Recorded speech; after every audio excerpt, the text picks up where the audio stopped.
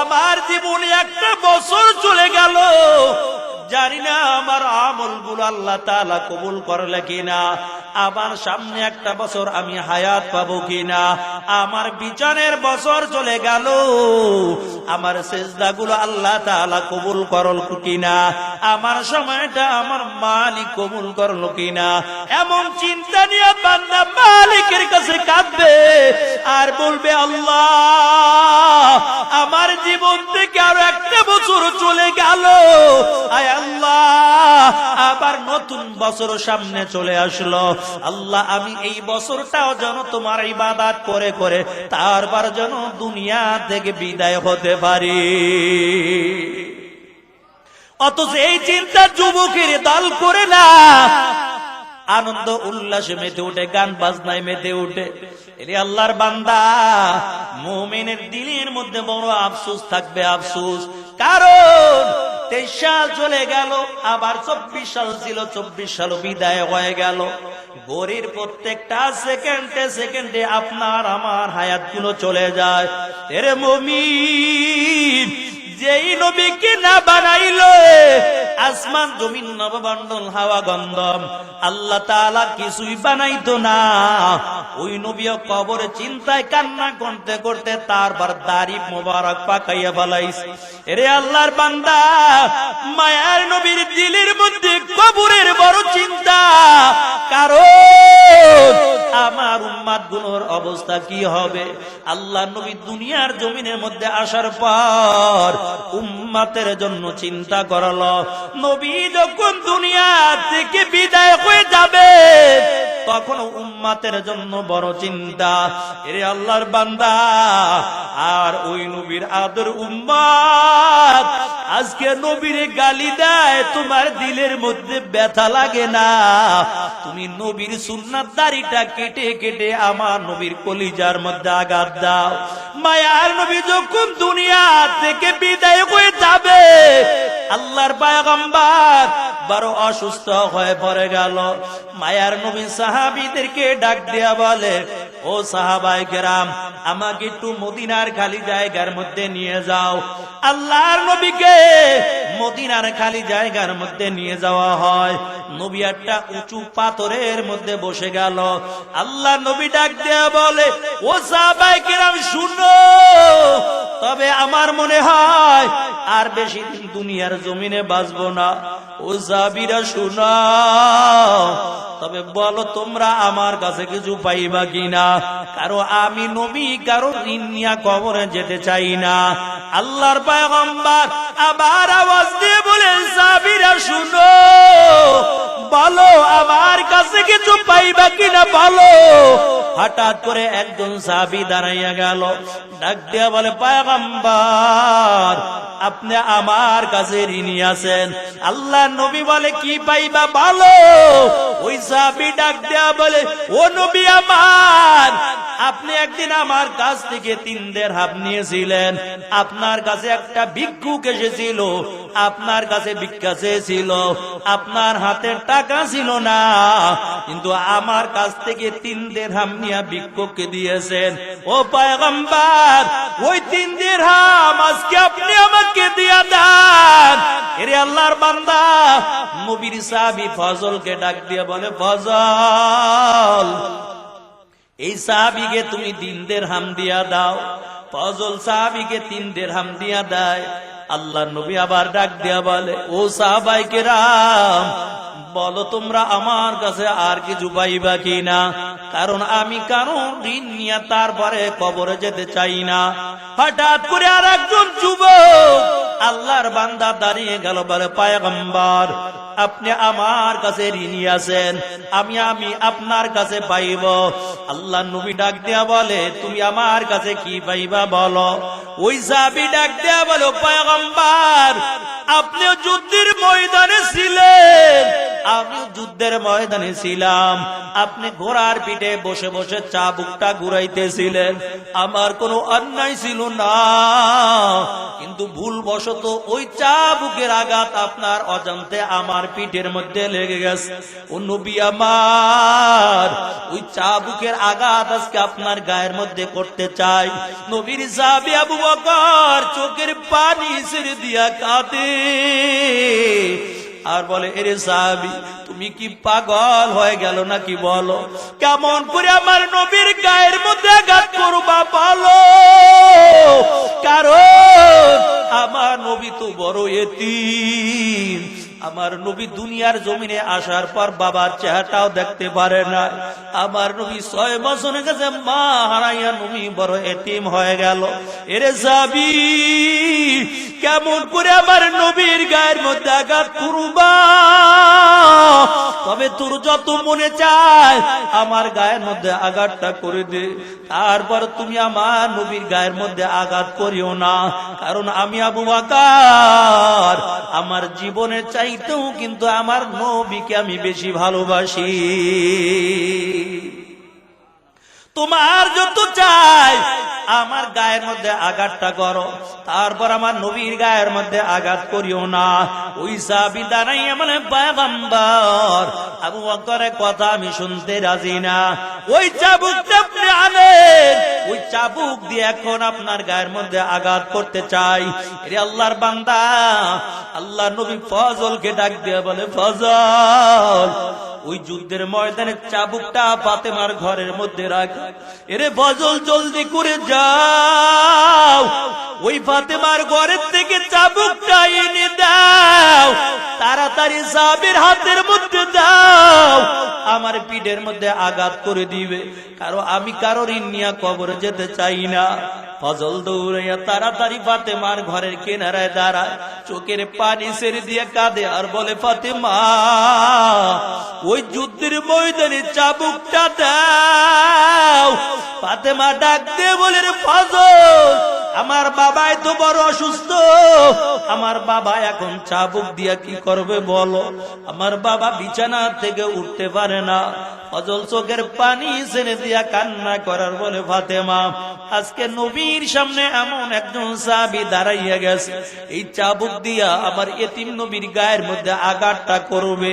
ওই যুদ্ধের ময়দানে চাবুকের আঘাত ভুলবশত সাহাবীর গায়ের মধ্যে লেগেছিল, এই চাবুক দিয়ে আজকে আমার এতিম নবীর গায়ের মধ্যে আঘাতটা করতে চায়। এরে ফাতেমা, জলদি করে চাবুকটা দাও।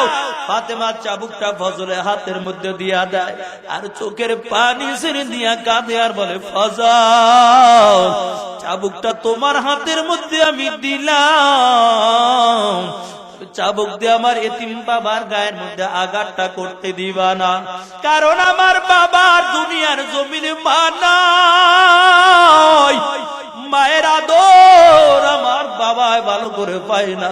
6 বছর কালে মাকে হারাইয়া বড় এতিম হয়ে গেল। এরে ফজল, তবে যত খুশি তোমার গায়ের মধ্যে আঘাতটা নিবা, আমার এতিম বাবার গায়ের মধ্যে আঘাতটা করতে দিবা না। ফজলে হাতের মধ্যে যখন চাবুকটা দেয়, ফজল চাবুক নিয়ে আমার নবীর কিনারায় দাঁড়ায় আর বলে, পয়গম্বর, এই চাবুক নিয়ে আসলাম। আল্লাহ নবী ডাক দেয়া বলে, চাবুকটা তাড়াতাড়ি সাহাবীর হাতের মধ্যে দাও। আর সাহাবীকে আমার নবী বলে, সাহাবী, জলদি করে আমার পিঠের মধ্যে আঘাত করে দাও, আমি তোমাদের ঋণ নিয়ে কবরে যেতে চাই না। এরে নবীর উম্মতের দল, ওমরের কান্নার আওয়াজ, বেলাল, ওসমান আর এই কান্নার আওয়াজ। ওমর ডাক দিয়া বলে, রে সাহাবী, আমার পিঠের মধ্যে আঘাত কর, তারপর আমার এতিম নবীর গায়ের মধ্যে আঘাতটা করবা না, কারণ এই নবীকে আমি ওমর এত মহব্বত করি যে ওমর তলোয়ার নিয়ে আসসালাম, নবীর গর্দানটা কেটে দিব, কিন্তু নবীর নুরানি চেহারার দিকে তাকানোর পর আমি ওমর সাথে সাথে কালিমা পড়ে মুসলমান হয়ে গেলাম। তবে আমার গায়ের মধ্যে আঘাতটা করে দাও, আমার নবীর গায়ের মধ্যে আঘাত করবা না। সাহাবী দাঁড়াইয়া বলে, ওমর, আমি তোমার কথা শুনবো না, আবু বকর, ওসমান, আলীর কথা আমি শুনবো না, এই চাবুক দিয়ে এখন আমি নবীর গায়ের মধ্যে আঘাতটাই করব। ওদিক থেকে হাসান হুসাইন নবীর দুইটা নাতি দৌড়াইয়া নবীজির দুই পাশে দাঁড়ায় গেছে। আর কয় যত খুশি আমাদের দুই ভাইয়ের গায়ের মধ্যে আঘাত কর, তারপর আমার নানার গায়ের মধ্যে আঘাতটা করিও না। কিন্তু সাহাবী কয় তোমাদের কারো কথা আমি শুনবো না, এই চাবুক দিয়ে আজকে আমি নবীর গায়ের মধ্যে আঘাতটা করতে চাই। এরে আল্লাহর বান্দা, আল্লাহর পয়গম্বর ডাক দিয়ে বলে আবু বকর, এরে ওমর, ওসমান আলী শুনো, ও হাসান হোসেন শুনো, আজকে বাধা দিও না, এই চাবুক দিয়া তাড়াতাড়ি আমার গায়ের মধ্যে আঘাত করতে বলো। আবু বকর জমিনের মধ্যে গড়ায় আর কান্না করে, কারণ নবী না জানি দুনিয়ার থেকে বিদায় হয়ে যায়। আমি আবু বকর কার চেহারার দিকে তাকাইয়া তাকাইয়া মনটা ভরব। এরে নবীর উম্মতের দল, ওমরে কান্নার আওয়াজ, হাসান হোসেন দুইটা ভাই কান্না করে আর বলে নানা যান, যখন আমার আম্মা খাবার দিত না, পেটের মধ্যে যখন ক্ষুধা থাকতো, ও নানা আপনার চেহারার দিকে যখন একটা বার নজর দিয়া তাকাইতাম, এমনকি 2-3 দিনে ক্ষুধার সাথে সাথে নিবারণ হয়ে যাইত।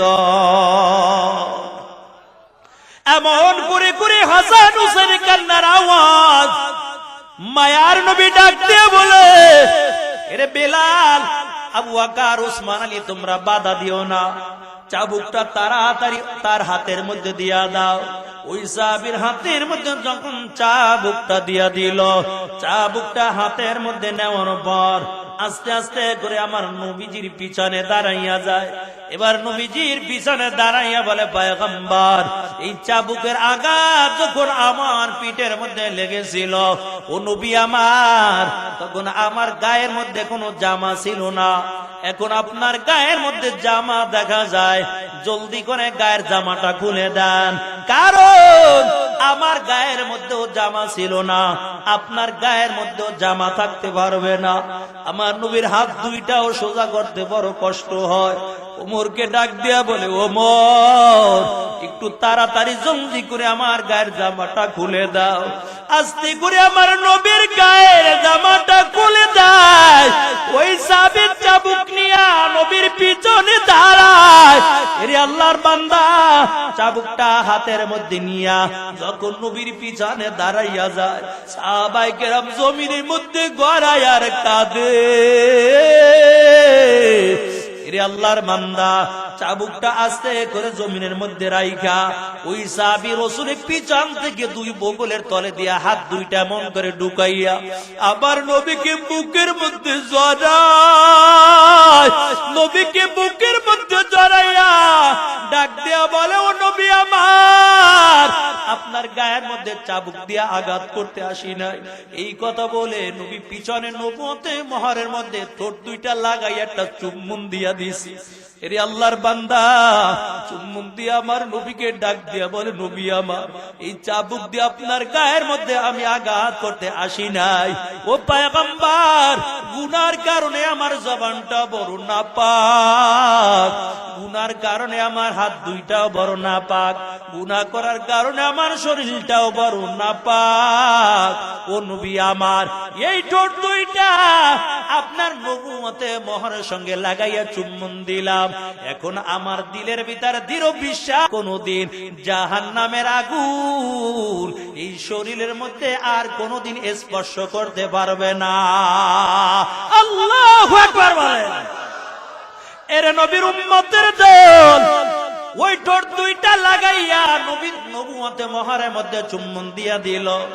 আর পুরা শরীরটা আমার নবীর শরীরটা ধরে আমার নবীকে বুকের মধ্যে জড়াইয়া নিল। এরে আল্লাহর বান্দা, এখন সাহাবীর দিলের মধ্যে এমন দৃঢ় বিশ্বাস হয়ে গেছে, এরে যুবক, তোমার হাতে ধরেও বলে যাই রে যুবক, তোমার পা ধরে বলে যাই রে যুবক, তুমি দাড়িটা কাইটা আমার নবীর কলিজার মধ্যে আঘাত দাও। অথচ যাদের মাথার মধ্যে টুপি থাকবে, যাদের গায়ের মধ্যে লম্বা জামা থাকবে, যারা নবীর সুন্নাত তরিকায় চলবে, যাদের মুখের মধ্যে দাড়ি থাকবে, কিয়ামতের ময়দানে ওই বান্দারগুলো কোনো চিন্তা করা লাগবে না। আল্লাহর নবী তাদের ডেকে ডেকে হাউজে কাউসারের এক পেয়ালা পানি পান করাইয়া দিবে। আর যতক্ষণ পর্যন্ত বান্দা জান্নাতের মধ্যে না ডুববে, ততক্ষণ পর্যন্ত আর পানির পিপাসা লাগবে না। এর নবীর আশিকের দল, মায়ার নবী বিদায় হয়ে যাবে। আম্মাজান আয়েশা সিদ্দিকা ঘরের মধ্যে আল্লাহর নবীর শাহিদ। আম্মাজান আয়েশা বলেন, আমি আমার নবীর চেহারার দিকে তাকানো দেখি বারবার আল্লাহর নবীর ডানে কাত হয়, আবার বামে কাত হয়ে যায়, আবার নবীর চেহারাটা আবার ঘামে পুরো শরীরটা ভিজে যায়। আমি রাসূলের গায়ের মধ্যে একটা চাদর দিয়া ডেকে রাখলাম। হঠাৎ করে দরজার কিনারায় এসে কে জানি আওয়াজ দেয়, কে জানি আয়েশা আমার নবীকে সালাম দিয়া দিল। ফাতেমা ডাক দিয়া বলে, আব্বা জান, আজকে কে জানি আমাদের ঘরের দরজার সামনে দাঁড়ানো। ও নবী আমার, এই ব্যক্তি আমার মনে হয় মদিনার কোন মানুষ হবে না। আল্লাহ নবী চোখের পানি গুলো জর জর করে জমিনের মধ্যে ভরে, আর ডাক দিয়ে বলে, ফাতেমা দরজাটা খুলে দাও, আসার জন্য তুমি নিষেধ করিও না, বাধা দিও না। ফাতেমা ডাক দিয়ে বলে, আব্বা জান, কে আমার ঘরের মধ্যে সামনে দাঁড়ানো, ঘরে ঢোকার জন্য কে অনুমতি চায় একটু বলে দেন। আল্লাহ নবী ডাক দেয়া বলে, ফাতেমা, এখন যেই ব্যক্তি ঘরের দরজার সামনে দাঁড়ানো, এই ব্যক্তি ঘরের মধ্যে ঢুকতে কারো অনুমতি লাগে না। তবে কেন অনুমতি চাই জানো? তার একমাত্র কারণ, আমি নবীর সম্মানার্থে ঘরের মধ্যে ঢোকার জন্য অনুমতি চাই।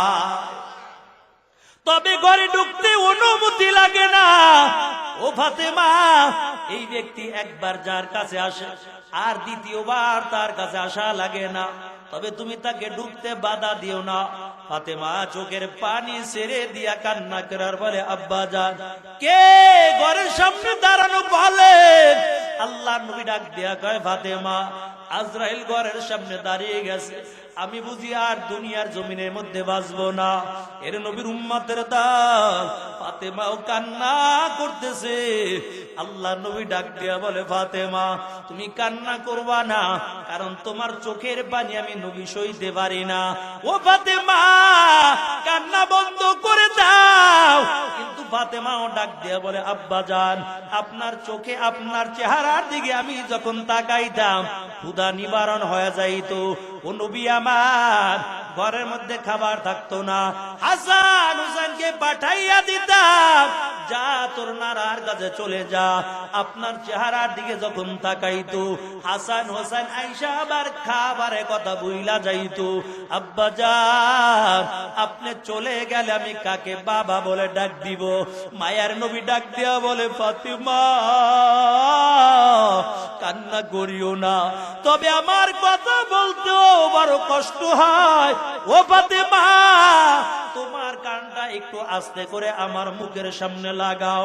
ফাতেমার কানটা যখন নবীর মুখের সামনে আনলো, আমার নবী আস্তে আস্তে করে বলে দিল, ও ফাতেমা, তবে কান্না করা লাগবে না। তার একমাত্র কারণ, আমি নবী যদি দুনিয়া থেকে বিদায় হয়ে যায়, সর্বপ্রথম আমার বংশের থেকে ওই আল্লাহ তাআলা তোমাকে বিদায় করিয়া তারপরে জান্নাতের মধ্যে আগে তোমার সঙ্গে দেখা করাইয়া দিবে। ফাতেমার কান্না বন্ধ হয়ে গেল। আম্মা জান আয়েশা ডাক দিয়ে বলে, ও ফাতেমা, তোমার বাবা কি বললো একটু শোনাও। যেই কথা শোনার পর তোমার কান্না বন্ধ হয়ে গেছে। ফাতেমা ডাক দিয়া বলে, আম্মা জান, আমার আব্বা জান বলেছেন বাবা দুনিয়া থেকে বিদায় হয়ে যাওয়ার পর সর্বপ্রথম আবার আগে বংশের থেকে আমি দুনিয়া থেকে বিদায় হয়ে যাব। এরে আল্লাহর বান্দা, ফাতেমা ডাক দিয়া বলে, আম্মা জান, এই জন্য আমি কান্না বন্ধ করে দিলাম, আমার আর বুঝতে বাকি নাই। বাবাই দুনিয়ার থেকে বিদায় হওয়ার পর আমিও আর বেশি দিন দুনিয়ার জমিনের মধ্যে বাঁচবো না। এরে নবীর আশিকের দল, আজরাইলকে মায়া নবী ঘরে ঢোকার অনুমতি দেয়। আজরাইল আস্তে করে সালাম দিয়া নবীর কাছে বসে গেল, একটা হাত আমার নবীর বুকের মধ্যে রাখলো, আর ডাক দিয়া বলে, ও পয়গম্বর, আমার আল্লাহ জানতে চেয়েছেন আপনি কি দুনিয়ার জমিনে থাকতে চান না আল্লাহর কাছে যেতে চান? মায়ার নবী ডাক দিয়ে বলে, আজরাইল, আমি এখন কিছুই বলতে পারবো না। আজরাইল ডাক দিয়া বলে, নবী আমার, কেন আপনি কিছুই বলতে পারবেন না? আল্লাহর নবী ডাক দিয়া বলে, আজরাইল, আমি যদি দুনিয়ার থেকে বিদায় হয়ে যাই, বলো আমার গুনাহগার উম্মতদেরকে কে দেখবে? আমার গুনাহগার উম্মতগুলো গুনাহ করবে, না জানি আল্লাহ বড় বড় আযাব দিয়া ধ্বংস করে দেয়। এরে আল্লাহর বান্দা, আল্লাহ জিবরাইলকে পাঠাইয়া বলে, ও জিবরাইল, যাও আমার বন্ধুকে যাইয়া জানাইয়া দাও, তার গুনাহগার উম্মতের চিন্তা আমার বন্ধুর করা লাগবে না, বরং আমার বন্ধুর গুনাহগার উম্মতের জিম্মাদারি স্বয়ং আমি আল্লাহ নিজে কুদরতি হাতের মধ্যে নিয়ে নিলাম। কই গুনাহ করবে, তারপর আমি আল্লাহ গজব দিয়ে ধ্বংস করব না, কারণ আমি আল্লাহ অপেক্ষা করব দেখিনি বান্দা আসে, আর আমি আল্লাহর কাছে তওবা করে আমি আল্লাহ তার জীবনের সব গুনাহগুলো মাফ করে দেব। অথচ আমরা গুনাহ করতেছি, গুনাহ কইরেই বেড়াই, তওবার কোনো খবর নাই। বান্দা গুনাহ হয়ে গেছে, তওবা করে নাও, আবার গুনাহ হয়ে গেছে, আবার তওবা করে নাও। তওবা করে আবার তওবা ভাঙ্গিলাম, অবশেষে কাটি তওবা করিলাম, অবশেষে কাটি তওবা করিলাম। সকলেরই দরজা হইতে মাওলা ফিরিয়া তোমারি রোজায় রইলাম পড়িয়া, তোমারি রোজায় রইলাম পড়িয়া। ও নবীর উম্মতের দল, এই জন্য আল্লাহর কাছে তওবা করে নিবা। আর আল্লাহর কাছে বান্দা যখন খাটি দিলে তওবা করে নেয়, আল্লাহ তাআলা ওই বান্দার জীবনের সব গুনাহগুলো মাফ করে দেয়। আর নবীর আশিকের দল, মানুষের হক গুলো নষ্ট করবা না, কারণ আমার নবী শেষ বিদায় বেলা চিন্তা করলো মানুষের হক নিয়ে তারপর দুনিয়া থেকে বিদায় হওয়া যাবে না। কারণ আল্লাহ নবী বলেন, কিয়ামতের ময়দানে একদল মানুষ বড় আমলে ঘাটতি নিয়ে দাঁড়াবে। আল্লাহর পয়গম্বর বলেন, সাহাবায়ে কেরাম তার আমল দেখে আল্লাহ তাআলা বড় খুশি হয়ে যাবে। কারণ আমল নামার মধ্যে নামাজের নেকি থাকবে, আমল নামার মধ্যে হজের নেকি থাকবে, আমল নামার মধ্যে যাকাতের নেকি থাকবে।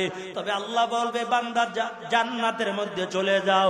হঠাৎ করে একদল পাওনাদার দাঁড়াইয়া বলবে, আল্লাহ তোমার বান্দাকে জান্নাতে দিতে পারবা না। আল্লাহ বলে, কেন তুমি আজকে বাধা দাও? ওদিক থেকে ওই পাওনাদার ডাক দিয়া বলবে, আল্লাহ তোমার বান্দার জমিন আমার জমিন কাছাকাছি ছিল, আমার এক হাত জমিন দখল করে গেছে। আল্লাহ দুনিয়ার মানুষের কাছে গেলাম, বিচার পাইলাম না, তবে দুনিয়ায় তাইকা বিচারটা তোমার কাছে দিয়েছিলাম। আল্লাহ বিচার না করে আজকে তুমি জান্নাতে দিতে পারবা না। আল্লাহ বলবে, এই ব্যক্তির পাওনা দিয়া দাও। আর এক দল বলবে, আল্লাহ আমি টাকা পাইতাম। আল্লাহ বলবে, এই ব্যক্তির টাকা দিয়া দাও। এমন দিতে দিতে আমল নামা বড় সুন্দর শূন্য হয়ে যাবে, আমলনামার মধ্যে আর কোনো নেকি থাকবে না, কিন্তু আরো পাওনাদার দাঁড়িয়ে যাবে। আল্লাহ বলবে এখন আর কি দিবা, কিন্তু পাওনাদার দাঁড়ানো। আল্লাহ বলবে যেহেতু আমলনামার মধ্যে আর কোনো নেকি নাই, তাহলে এই বান্দার গুনাহগুলো এখন তোমার আমলনামায় আনো।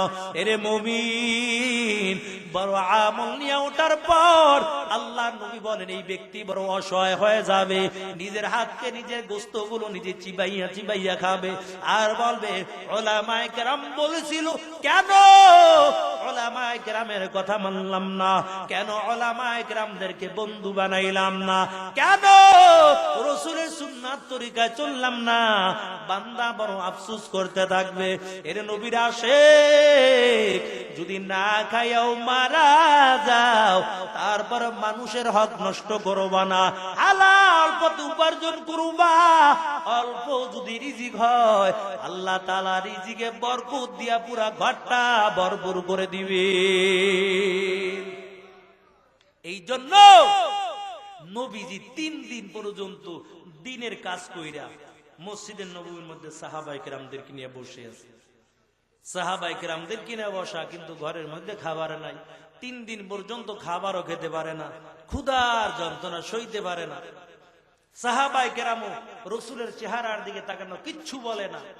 হঠাৎ করে রাসূলের সাহাবী যাবের মসজিদে নববীর মধ্যে ঢুকে যায়, নজর করে দেখতে পায় সাহাবায়ে কেরামের মুখটা বড় শুকনা দেখা যায়। জাবের ডাক দিয়া বলে, তোমাদের মুখ কেন শুকনা দেখা যায়, তোমরা কি খাবার খাও না? সাহাবীরা ডাক দিয়া বলে, জাবের আমাদের দিকে তাকায়ও না, একটু এতিম নবীর চেহারার দিকে একটু তাকাও।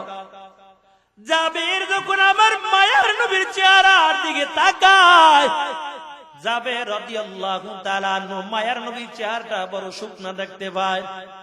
আস্তে করে নবীর কাছে বসে গেল, কয় পয়গম্বর আপনার চেহারা বড় শুকনা দেখা যায়, আপনি কি খাবার খান না? আল্লাহর নবী ডাক দিয়ে বলেন, জাবের 3 দিন পর্যন্ত খাবার পাই না, আমিও খেতে পারি না, সাহাবীরাও খেতে পারে না। জাবের আবার দৌড় দিয়া বাড়ির মধ্যে চলে গেল, বিবিকে ডাক দিয়া বলে, বিবি বলো ঘরের মধ্যে কোনো খাবার আছে কিনা বলো। জাবের বিবি ডাক দিয়া বলে, স্বামী আমার ঘরের মধ্যে অল্প একটু আটা আর সামান্য একটু বকরির গোশত আছে। জাবের ডাক দিয়া বলে, বিবি এই বকরির গোশত রান্না করো আর আটা দিয়া রুটি বানাও, আমার নবীকে আমার বাড়ি মেহমান বানাইবো। আবার জাবের দৌড়াইয়া মসজিদের নববীর মধ্যে চলে গেল, নবীর কানের সঙ্গে জাবের মুখটা লাগাইয়া বলে, ও পয়গম্বর অন্য সাহাবায়ে কেরাম যেন সংবাদটা না পায়, আজকে আপনি আমার বাড়ির মেহমান হয়ে যাবেন। এর নবীর উম্মতের দল। জাবের বলে, নবী আমার, তবে আমি আপনাকে একাকে দাওয়াত করলাম, অন্য সাহাবীরা যেন সংবাদটা না পায়, কারণ ঘরের মধ্যে তেমন কোনো খাবারের ব্যবস্থা নাই। মায়ার নবী যখন জাবের দাওয়াতটা পাইল, আল্লাহ নবী ডাক দেয়া বলে, ও সাহাবায়ে কেরাম আর চিন্তা করা লাগবে না, আজকে আমরা সবাই মিলে জাবেরের বাড়ি মেহমান হব।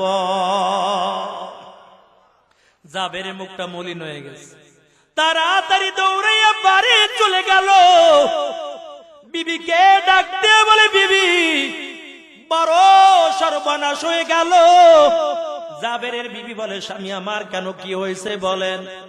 জাবের ডাক দিয়া বলে, বিবি আমার নবীর কানের সঙ্গে মুখটা লাগাইয়া আমি আমার নবীকে একা দাওয়াত করলাম, কিন্তু মায়া নবীর সামনে 70 থেকে 72 জন সাহাবায়ে কেরাম বসা। আল্লাহ নবী তো সকল সাহাবীদের দাওয়াত করে দিয়েছেন। জাবেরের বিবি ডাক দিয়ে বলে, স্বামী আমার আপনার চিন্তা করা লাগবে না, কারণ আপনি বুঝে শুনে আমার নবীকে দাওয়াত করেছেন, আমার নবীও বুঝে শুনে তারপরে সাহাবীদের দাওয়াত দিয়েছে। কেমন বিবি আর কেমন স্বামী। আরে আল্লাহর বান্দা, জাবের বিবি ডাক দিয়া বলে, স্বামী আমার আপনার চিন্তা করা লাগবে না। নবী বুঝে শুনে তারপর দাওয়াত দিয়েছে। কিছুক্ষণ পর আল্লাহর পয়গম্বর 70 থেকে 72 জনের কাফেলা নিয়ে জাবের বাড়ি হাজির হয়ে গেছে। নজর করে দেখতে পায় আল্লাহ নবীর চেহারাটা জাবের যখন দেখলো, জাবের আল্লাহ নবী নজর করে দেখতে পায় জাবের চেহারা চিন্তাযুক্ত দেখা যায়। নবী ডাক দিয়ে বলে, জাবের কেন চিন্তা করো? ভালো ওরে জাবের, কোনো চিন্তা করা লাগবে না। যেই পাত্রের মধ্যে তুমি গোস্ত রেখেছো ওই পাত্রটা ঢেকে আমি নবীর হাতের মধ্যে দিয়া দাও। আর যেই পাত্রের মধ্যে তুমি গোস্ত রেখেছো ওই গোস্তের পাত্রটাও ঢেকে আমি নবীর হাতের মধ্যে দাও। জাবের ঘরের মধ্যে যাওয়ার পর রুটি এবং গোস্তের পাত্রটা ঢেকে আমার নবীর হাতের মধ্যে দিয়া দেয়। আমার নবী বিসমিল্লাহ বলিয়া রুটি দেয় আর গোস্ত দেয়। এমন দিতে দিতে 70 থেকে 72 জন সাহাবায়ে কেরাম পেট ভরে ভরে খাইলো। আল্লাহর নবীও রুটি আর গোস্ত খাওয়ার পর ডাক দেয়া বলে, জাবের এখন যে রুটি আর গোস্ত আছে তুমি খাও, তোমার সন্তানদেরকে দাও, তোমার বিবি কিনিয়া দাও। জাবের বলেন, আমি রাসূলের হাতের থেকে রুটি এবং গোস্তের পাত্র নিয়ে যখন ঘরের ভিতরে গেলাম আমি নজর করে দেখতে পাই এই পাত্র থেকে সামান্য পরিমাণ গোস্ত এখন পর্যন্ত কমে না। এটা রাসূলের হাতের মুজিজা। আর জাবের বিবিও কেমন কয়, আপনিও বুঝে শুনে রাসূলকে দাওয়াত করছেন, আমার নবীও বুঝে শুনে দাওয়াত দিয়েছে, আপনার চিন্তা করা লাগবে না। কারণ রাসূল বুঝে শুনে দাওয়াত দিয়েছে, আল্লাহ তাআলাই ফয়সালা করে দিবেন। আর আপনার আমার বিবি হইলো কি হইতো, কবে মেহমানদারি তুমি করাইও, আমি গেলাম আমার বাপের বাড়ি, ঘর ভিতর খানা আছে 2-3 জনার, আইব 50-60 জন, কেমনে খাওয়াইবা? তোমার খাওয়ান তুমি খাওয়াই, আমি গেলাম। সাধারণত ঘরের মধ্যে বিবিরে না কই একজন মেহমান লইয়া গেলি তো খানা বন্ধ। কয় নিজের মেহমানের তো বন্ধ হবে, নিজেরটাও বন্ধ হয়েছে। আমরা জিগে ইতাফার আনবা না, আন্দাজে আনছো কা? অত রাসূল বলেন যে এই ঘরের মধ্যে মেহমান ঢুকলো ওই ঘর ওয়ালাদের গুনাহ আল্লাহ তাআলা মাফ করে দেয়। আর আমরা মেহমান দেখলে ভয় পাই। একটা মানুষকে একটা চা খাওয়াবেন, এক বেলা নাস্তা করালেন, এক বেলা খাবার খাওয়াইলেন, কয় এর উসিলা করে আল্লাহ তাআলা আপনার রিজিকের মধ্যে আল্লাহ তাআলা বরকত দিয়ে দিবেন। অথচ আমরা চিন্তা করি পকেটের টাকা কমে যাবে, আমরা চিন্তা করি খাবার আমার ভাগেরটা কমে যাবে। কিন্তু না, অল্প খাবারও যদি হয় আপনি যেই তৃপ্তি পাবেন, কিন্তু আপনি কোটিপতি হইল ঘরের মধ্যে অনেক খাবার আছে সামনে থাকবে, এত তৃপ্তি আপনি পাবেন না। এটার বাস্তব প্রমাণ আমরা রমজান মাসে দেখবেন, সামনে যখন ইফতার গুলো আসে, যখন 3 জনের ইফতারের জায়গায় 5 জন বই, তখন পানি গ্লাসটা আগে লইয়া বয়, শরবতের গ্লাসটা পাই না না পাই, এমন ক্ষুধা থাকে, এমন চাহিদা, মনে চায় যে ইফতারি তো 5 জন আর 2-3 জনের ইফতারি বইছে 5 জন, এত আমার একলার লাগবে।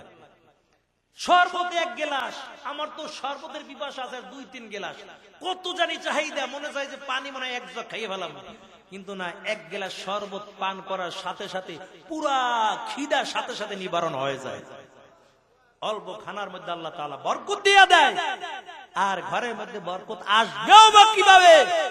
কারণ ঘরে এমন বিবি আনলাম যেই বিবিকে যত দেই তত বলে নাই নাই নাই। এই জন্য রাসূল বলেন, সংসারের মধ্যে যখন বিবি অশুকরিয়া করবে, মালিকের শুকরিয়া আদায় করবে না, আল্লাহ তাআলা ওই ঘর থেকে রিজিকের বরকত উঠাইয়া নিয়ে যাবে। আর বেশি বেশি বেশুকর করে মহিলারা, এত কিছু দেওয়ার পরে কিছু নাই কিছু নাই। স্বামী স্ত্রী দেখবেন, স্বামী স্ত্রীর জন্য এত কিছু করে, একদিন ঝগড়া লাগছে, কইবে এই বেটার ঘরে আমার জীবনও শান্তি হইল না, একদিনের ঝগড়ায় সব শেষ হয়ে গেল। এর নবীর উম্মতের দল। এই জন্য বিবাহ যখন করতে যাব 4 গুণ দেখে বিবাহ করব। কয় গুণ? 4 গুণ দেখে বিবাহ করব। ঘরের মধ্যে কোনো অশান্তি আসবে না, ঘরের মধ্যে ঝগড়া হবে না, মারামারি কাটাকাটি হবে না। ওই ঘরের মধ্যে আল্লাহ তাআলা রিজিক দিয়ে ভরপুর করে দিবে। এই জন্য পয়গম্বর সুলাইমান বিবাহ করার বয়স হয়ে গেল, রাজ্যের মধ্যে একটা ঘোষণা দিয়া দিল, সুলাইমান পয়গম্বর 4 গুণওয়ালা মেয়ে বিবাহ করতে চায়। এরে যুবক, তুমিও যদি সুলাইমানের মতো 4 গুণওয়ালা মেয়ে বিবাহ করতে পারো, তোমার ঘরের মধ্যে কোনো অশান্তি আসবে না, তোমার ঘরের মধ্যে কোনোদিন অভাব হবে না, তোমার ঘরটা আল্লাহ তাআলা শান্তি দিয়া ভরপুর করে দিবে। সুলাইমান পয়গম্বর ঘোষণা দিয়া দেয়, 4 গুণওয়ালা মেয়ে বিবাহ করতে চায়, 2 গুণওয়ালা মেয়ে পায়, 3 গুণওয়ালা মেয়ে পায়, তবে 4 গুণওয়ালা মেয়ে পায় না। আর সুলাইমান পয়গম্বর বিবাহ করতে পারে না। রাজ্যের আনাচে কানাচে সংবাদটা চলে গেল। এরে আল্লাহর বান্দা, ওই রাজ্যের মধ্যে একদল জেলে ছিল, নদীর মধ্যে মাছ ধরে ধরে জীবনটা চালাইতো। জেলের কানের মধ্যেও যখন সংবাদটা চলে গেল যে সুলাইমান পয়গম্বর 4 গুণওয়ালা মেয়ে বিবাহ করতে চায়, জেলে চিন্তা করলো, আমাকে যে আল্লাহ সুন্দরী রূপসী একটা মেয়ে দান করেছেন, আমার মনে হয় আমার মেয়েটার মধ্যেও আল্লাহ 4টা গুণ দান করেছেন। সুলাইমান পয়গম্বর যেহেতু 4 গুণওয়ালা মেয়ে বিবাহ করতে চেয়েছে, অনেক সময় দেখেন না, কয় বাবাই গরিব কিন্তু মেয়েটা হাফেজা হয়ে গেছে, বাবাই রিক্সা চালায়, ছেলেটাকে বড় আলেম বানাইছে। জেলে চিন্তা করলো, আমার মেয়েটার মধ্যে 4টা গুণ। এরে যুবক ভাই, 4টা গুণের কথা বইলেই শেষ করে দিমু, কারণ নতুন বছর শুরু হয়ে যাবে। যদি নতুন বছর বিবাহ করতে চাও, এই 4 গুণ মেয়ে দেইকা বিবাহ করবা, কোনোদিন ঘরের মধ্যে অশান্তি আসবে না। সুলাইমান পয়গম্বর যখন এমন ঘোষণাটা দিয়া দিল, এরে আল্লাহর বান্দা, ওই জেলের কানের মধ্যে সংবাদ চলে গেল। জেলে চিন্তা করলো, আমার মেয়ের মধ্যে তো আল্লাহ 4টা গুণ দান করেছে, তাহলে আমিও সুলাইমানের কাছে বিয়ার প্রস্তাব নিয়ে যাব।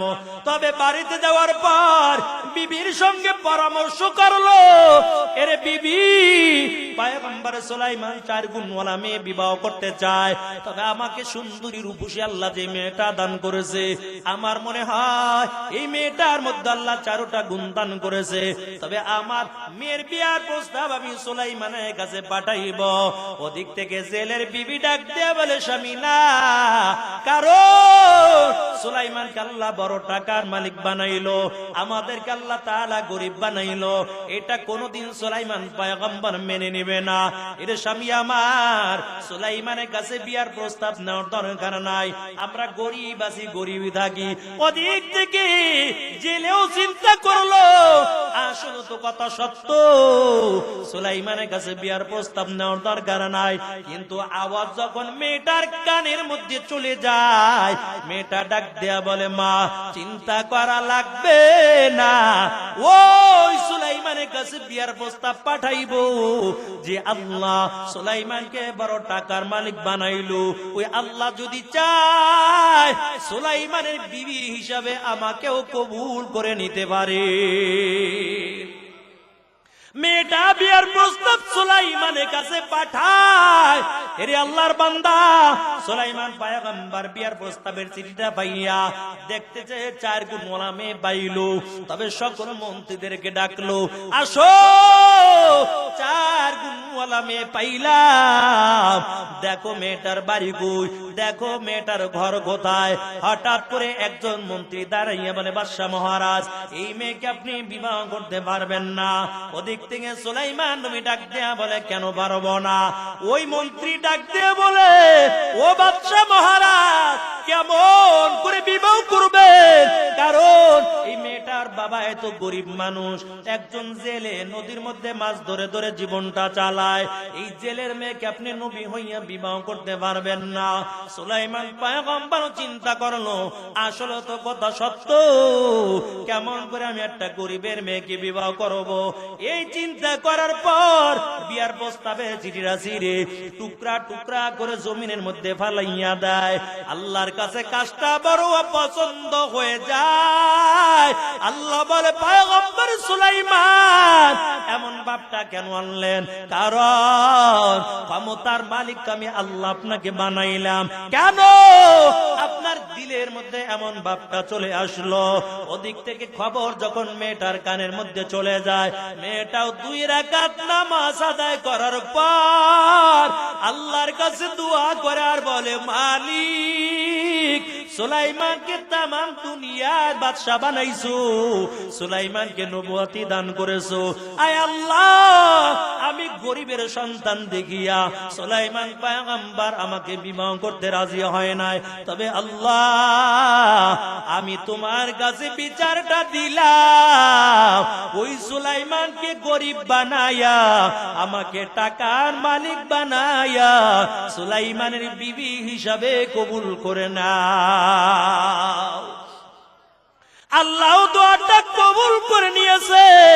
এরে আল্লাহর বান্দা, সুলাইমান পয়গম্বর উপর আল্লাহর পরীক্ষা শুরু হয়ে যায়। কই কেমন পরীক্ষা শুরু হয়ে গেল? কই এক এক নবীকে আল্লাহ তাআলা এক এক ধরনের মুজিজা দান করেছিল।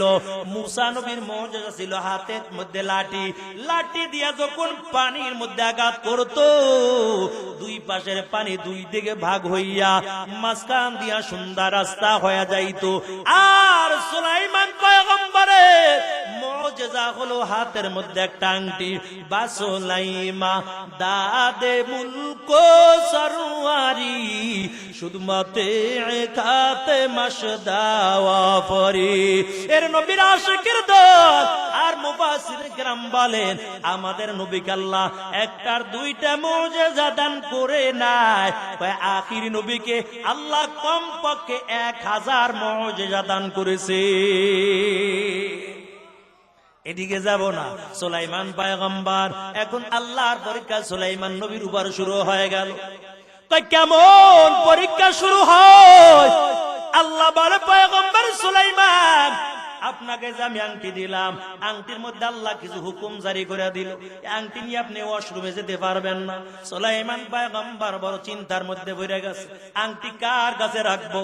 তবে একজন বিশ্বস্ত একজন খাদেম রাইখা দিল।